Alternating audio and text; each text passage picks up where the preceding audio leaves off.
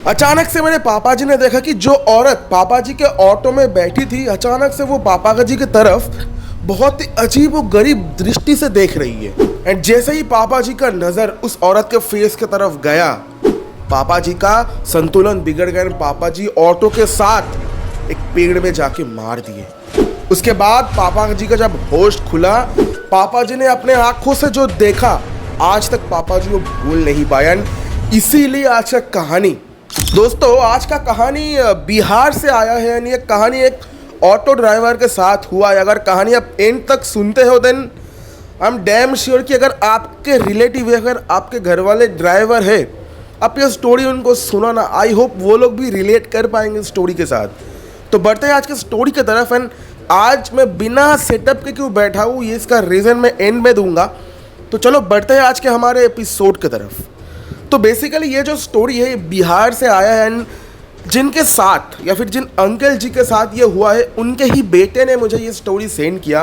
काफ़ी डरावना स्टोरी है। बेसिकली होता क्या है, जिन्होंने मुझे सेंड किया उनका नाम है अक्षत जी। मतलब उस लड़के का नाम है अक्षत। अक्षत क्लास 9 में है। अक्षत ने बोला कि हाल ही में अक्षत ने मेरा चैनल देखा है। अक्षत को लगा कि दे सकते हैं ये स्टोरी। एंड ये स्टोरी एकदम रियल है। मतलब उनके साथ 2 साल पहले ये इंसिडेंट घट चुका है। अंकल जी के लाइफ में ये one of the most black incident के नाम पे दर्ज है उनके लाइफ में। तो होता क्या है, अकॉर्डिंग टू प्रोफेशन अंकल जी एक ऑटो ड्राइवर है। पहले अंकल जी एक मिल्क वैन का ड्राइवर थे, अमूल कंपनी के मिल्क वैन का ड्राइवर थे। उसके बाद कुछ कारणवश अंकल जी ने वो काम छोड़ दिया। उसके बाद घर में प्रॉब्लम्स आने लगे तो अंकल जी ने एक ऑटो खरीदा। एंड बहुत ही अच्छा सब कुछ जा रहा था। अचानक से एक दिन होता क्या है, अक्षत के मम्मी के साथ अंकल जी का थोड़ा बहसबाजी हो जाता है रात के वक्त। एंड अंकल जी गुस्से से निकल जाते हैं कि आज मैं घर पे नहीं रहूँगा, रात भर बाहर रहूँगा, रहो तुम लोग, जो होता है नॉर्मल फैमिली में। अब यही से अगर अंकल जी उस दिन ना जाता तो शायद ये स्टोरी हमारे पास आता ही नहीं। तो बेसिकली होता क्या है, अंकल जी ऐसे गुस्से में घर से निकल गए। एंड जैसे अक्षत ने कहा कि अंकल जी उनके घर में ही 5-6 किलोमीटर के इलाके में ही राउंड लगाते थे। एंड बढ़िया करके जो भी भाड़ा वगैरह होता है वो मिल जाता था।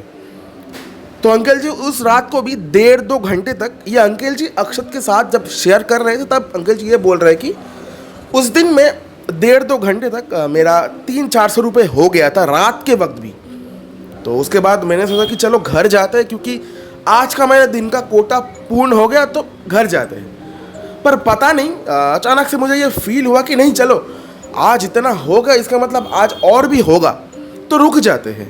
यहीं पे अंकल जी ने कर दी गलती। इसके बाद जितना भी स्टोरी में बोलूँगा वो सारे ही अंकल जी के मुंह से निकला हुआ शब्द है, कुछ भी मेरा या फिर भाई का नहीं है। तो ध्यान से सुनना। अंकल जी ये कह रहा है कि मैं आराम से जा रहा था, मन भी थोड़ा शांत हो चुका था क्योंकि बीवी से झगड़ा करके आया हूँ। तो मैं सोचा कि चलो उसके मतलब अक्षत के मम्मी के लिए कुछ ले लेते हैं, गुस्सा हो गई मुझसे।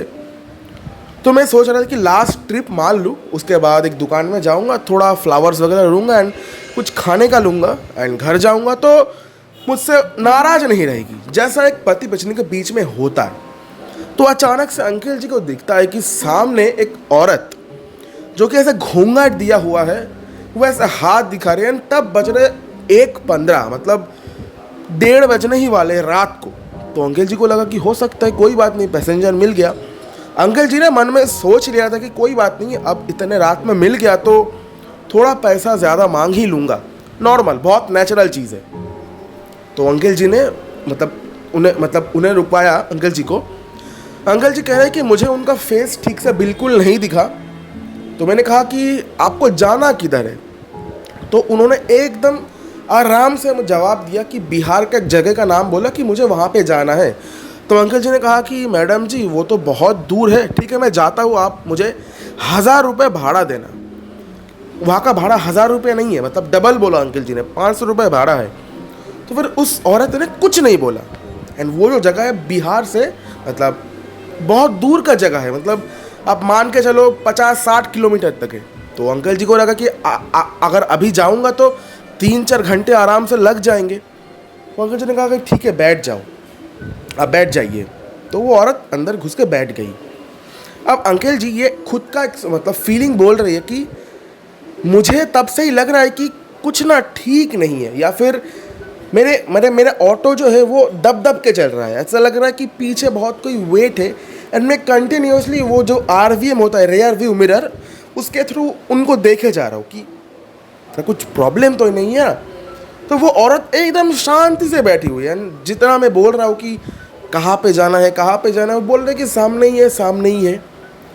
ऐसे करते करते 25 मिनट तक मैंने गाड़ी चलाई एंड उसके बाद एक जंगल पड़ता है। तो मैंने उनको बोला कि आप जो ऑटो का वो जो क्या बोलते हो, जब रेन मतलब बारिश आता है, जब वो जो पर्दा होता है उसको फेंक दो, मतलब उसको ऐसे नमा लो, नीचे नमा लो, आपको बारिश भी नहीं लगेगा। जंगल का रास्ता है ना, कोई जंगली जानवर आएगा जाएगा। तो बोला कोई बात नहीं, मुझे कोई प्रॉब्लम नहीं है। तो फिर मैंने बोला कि नहीं चलो यार, एक मतलब औरत अगर ज़्यादा कुछ बोलूँगी तो वो क्या समझेगी, मैं क्या बोलूँगा। तो उसके बाद अंकल जी ने कहा कि ठीक है चलो जाते हैं। अब यहाँ से जैसे ही अंकल जी के ऑटो या फिर अंकल जी मतलब उनके साथ पूरा ऑटो जंगल में घुसता है, वहाँ से शुरू होता है कहानी। अचानक से अंकल जी को ऐसे कान में सुनाई दिया कि चुपचाप सीधे चलते रह जा, अगर ऑटो रुका तो तेरी जान ले लूंगी। एंड अंकल जी ने RVM में देखा कि वो औरत चुपचाप बैठी हुई है। तो अंकल जी को लगा कि नहीं, इसने तो कुछ नहीं बोला, तो क्या मैंने कुछ गलत सुना। फिर से अंकल जी को इस कान में सुनाई वो सेम चीज़ दिया। अब अंकल जी थोड़ा डर गए कि ये क्या हुआ मेरे साथ, क्या मैं सही सुन रहा हूँ। उसके बाद अंकल जी ने फिर से एक बार RVM में देखा एंड अंकल जी ने जो देखा वो शायद अंकल जी का मतलब लाइफ का सबसे बुरा दिन होगा। मतलब वो देखने के बाद अंकल जी ने देखा वो घूंघट वाली औरत अंकल जी की तरफ देख के ऐसे एक सरकास्टिक सा स्माइल दे रही है एंड उस औरत का फेस जो है ना, ऐसे जला हुआ फेस, ऐसा लग रहा है कि गल गल के जो मांस होता है वो टपक रहा है। अंकल जी एकदम डर गए। डरने से जो स्टीयरिंग होता है, दो मतलब व्हील तो नहीं होता है, जो ऐसा हैंडल वाला स्टीयरिंग होता है, भाई वो हाथ से फिसल गया अंकल जी कैन। पास में ही मैंने बोला कि दोनों साइड जंगल है, पास में बीच से रोड है, तो एक पेड़ में जाके मार दिए। जैसे ही अंकल जी का ऐसा आँख खुला, अंकल जी ने जो देखा वो देख के अंकल जी और ज़्यादा डर गए। बता दूं मैं आपको, उस रास्ते में तब कोई नहीं था, सिर्फ अंकल जी का ऑटो का वो जो हेडलाइट। आप सिर्फ इमेजिन करो इस स्टोरी को एंड कुछ नहीं, कोई नहीं। अंकल जी ने देखा कि वो जो औरत थी अंकल जी के साथ वो नहीं है, दूर दूर तक कोई नहीं अंकल जी के साथ। उसके बाद अंकल जी जैसे तैसे करके उस ऑटो से बाहर निकला एंड ऑटो ऐसे साइड के मतलब उल्टा हुआ है। तो अंकल जी ने बहुत कोशिश करके ऑटो को सीधा किया। उसके बाद अंकल जी को फिर से वही उस औरत का आवाज़ सुनाई दिया कि अब तो तू गया। उसके बाद अंकल जी ने जो कहा ये बहुत ज़्यादा डरावना है, क्योंकि ये सब चीज़ अगर किसी के साथ होता है इंसान वहीं पे हार्ट फेल करके ख़त्म हो जाए। अंकल जी को एक ज़ोर का मतलब झापड़ पड़ा, बहुत ज़ोर का। बोला कि तूने ऑटो क्यों रोका यहाँ पे, मैंने तुझे बोला था ना अगर ऑटो रुकेगा तो तेरे जान ले लूँगा मैं।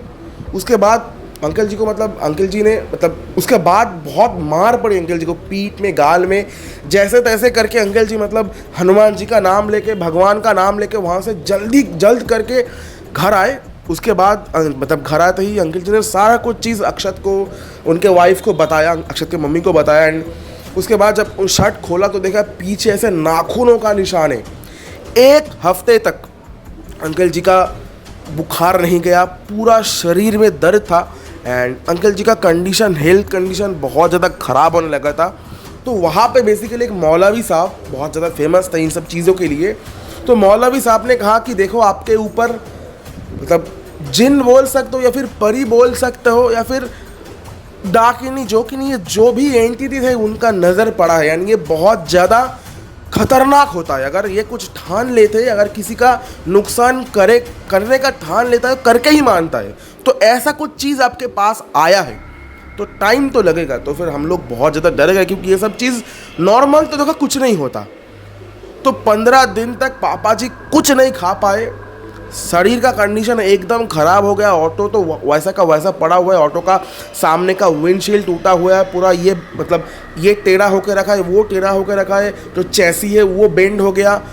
उसके 1 महीने बाद पापा जी थोड़ा थोड़ा करके रिकवर कर पाए। एंड ये जो इंसिडेंट है पापा जी के लाइफ का एकदम बहुत डार्क इंसिडेंट है। उसके बाद पापा जी ने कभी भी किसी को भी रात के वक्त ऐसे घूंघट, मतलब डर लगता था पापा जी को कि पता नहीं कौन इंसान है कौन इंसान नहीं है। उसके बाद पापा जी के मतलब होता है ना कि एक बिलीव सिस्टम हिल गया। तो ये था आज का क्या बोलते हैं स्टोरी। देखो स्टोरी बहुत ज़्यादा डरावना था। ऐसा सुनने में कोई भी हॉरर स्टोरी लगता है कि अरे क्या ही होगा क्या ही होगा। अगर आप उस सिचुएशन में हो ना, देन आपको पता चलता है कि असल में क्या हुआ है या फिर क्या हो सकता था। वो तो भगवान जी का शुक्र है कि कुछ और हुआ नहीं। तो ये था स्टोरी। अब आता है कि आज का मेरा ये सेटअप ऐसा क्यों है। पसीने से तो भीगा जा रहा हूँ मैं। मेरे इंस्टाग्राम में 7-8 जने ने मुझे ये पूछा कि भाई हम लोग भी आपकी तरह ये ऐसे वीडियो बनाना चाहते हैं, हॉरर स्टोरी या फिर कुछ भी टाइप के पॉडकास्ट वगैरह। तो हमारे पास माइक नहीं है, मोबाइल से जुगाड़ कर लो। रिंग लाइट नहीं है तो सूरज के सामने बैठ के वीडियो बनाओ। और अगर आप ऐसे जगह पे रहे तो कंजेस्टेड एरिया में, देन आपको एक रिंग लाइट के ऊपर तो खर्च करना ही पड़ेगा। उसके बाद मोबाइल आपके घर में है, किसी के पास स्मार्टफोन है, चुपचाप से मांग लो, ऑडियो एंड वीडियो को सिंक करो, काम हो जाएगा। एंड एक जने ने मुझे पेटीएम का नंबर सेंड किया कि भाई थोड़ा हेल्प कर दो। देखो भाई साफ सी बात है, कर नहीं सकता। अगर कर पाता बहुत खुश होता। आपको देने लग जाऊँ तो बहुत लोग बोलेंगे एंड ये पॉसिबल भी नहीं है। खुद कुछ कर लो, उसके बाद सब हो जाएगा आपके पास। क्योंकि मैंने भी जब स्टार्ट किया, खैर मेरे पास बजट था इन सब का। अगर आपके पास नहीं है देन आप 500 रुपये से शुरू कर सकते हो। एंड आप चाहते हो आपका माइक का क्वालिटी बढ़िया हो जाए, देन मोबाइल को यूज़ करो इन द प्लेस कि आप मतलब मोबाइल का ही खुद का मतलब उस मोबाइल का मतलब जिससे रिकॉर्ड कर रहे हो वीडियो, उसका ऑडियो ना लेके एक अलग से ऑडियो का डिवाइस लो जिसके थ्रू आप वीडियो एंड ऑडियो को सिंक कर सकते हो ना। आपका रिजल्ट बहुत ही बढ़िया आएगा। यही आज का मोटिव था कि स्टोरी भी रिकॉर्ड करो एंड आप लोग को बताओ भी कि सब कुछ आसान है, कर सकते हो, कोई बात नहीं। अगर आपके पास कुछ नहीं भी है देन आराम से कर सकते हो। लाइट का ज़रूरत है एंड एडिटिंग का ज़रूरत है। बाकी अगर आप एडिट कर सकते हो देन आपको माइक का ज़रूरत है भी नहीं। बहुत सारे एआई सॉफ्टवेयर्स होते हैं या फिर डिनॉइस का वो जो फंक्शन होता है एडिटिंग सॉफ्टवेयर में, कर सकते हो। तो बाकी आज का स्टोरी इतना ही था। आई होप पसंद आया होगा। एंड आज के बाद से बढ़िया बढ़िया स्टोरीज आएंगे क्योंकि एग्जाम हो चुका हमारा खत्म। तो मिलता है आपको नेक्स्ट ऐसी तगड़ा वीडियो में। तब तक के लिए जय हिंद, वंदे मातरम, बाबा यान, जय श्री राम भाई सभी को।